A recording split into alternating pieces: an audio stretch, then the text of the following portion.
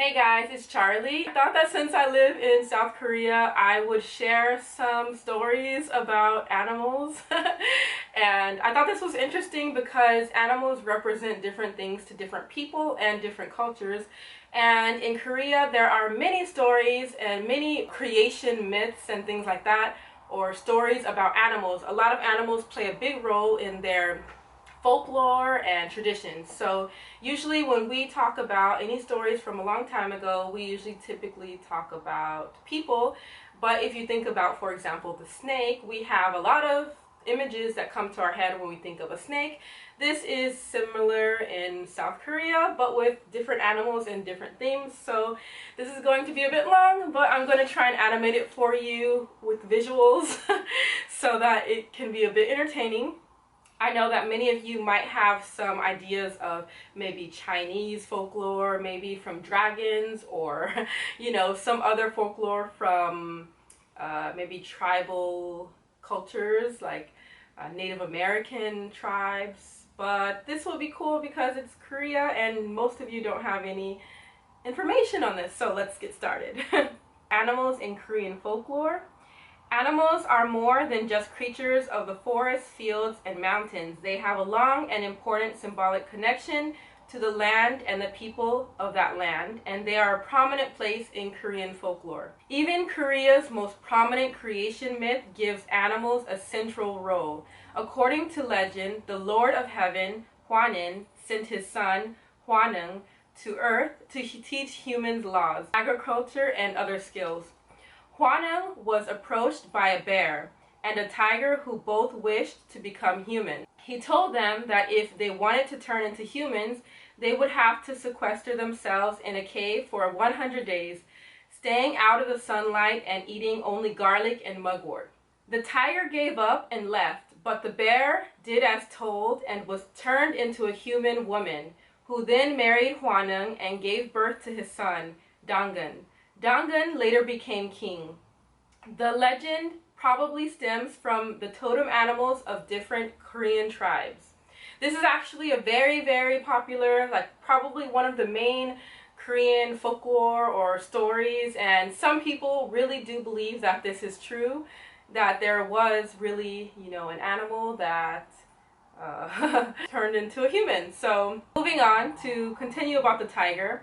Tigers show up in a lot of Korean folklore, sometimes as dangerous and terrifying figures, but also as foolish or funny animals.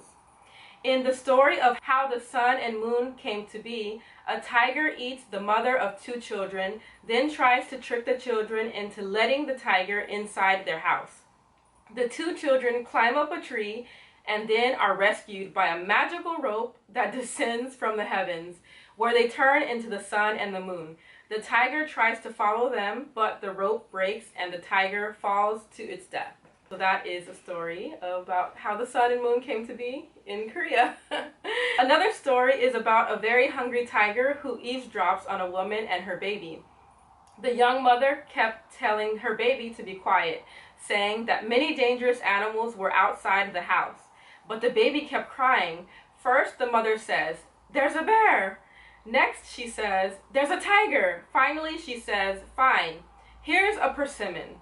The tiger, not knowing what a persimmon was, thought it was something even more dangerous than itself and ran away frightened. I have a few more stories, so bear with me. The next one is about foxes, and foxes are very big in South Korea. There are a lot of stories. There's even a Korean drama about a fox.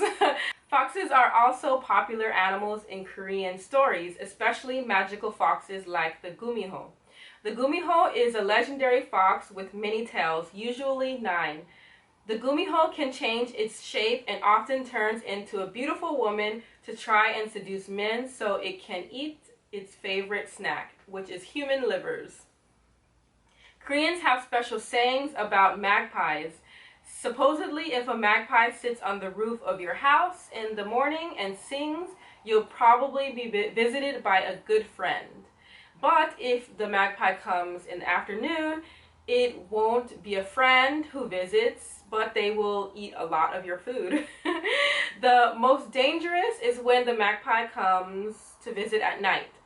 which means a thief will come. The last one that I have to share is about rabbits, and they are often seen as clever trickster animals. One of Korea's pansori songs, which is a Korean traditional folk song, is about a dragon king who lives under the sea. The dragon king fell ill and was told that he needed to eat a rabbit liver if he wanted to live. So he sent out one of his turtle minions to go bring one back.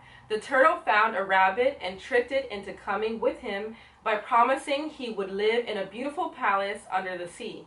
When the rabbit figures out what the turtle really intends, he lies and says he left his liver back in the forest. The turtle turns around and takes the rabbit back to get the liver, and the rabbit runs away to safety. Those are pretty much a few stories of Korean folklore, and this kind of gives you an idea that some cultures think one thing about a specific animal. In other cultures, they represent a whole nother thing. Thank you for watching, and I will see you guys later. Bye! Thank you so much for watching this video. If you haven't already, don't forget to subscribe. It's free. And please feel free to check out my previous videos. On the left is my previous daily vlog, and the one on the right is a video on reverse culture shock. Thanks for watching, and see you next time.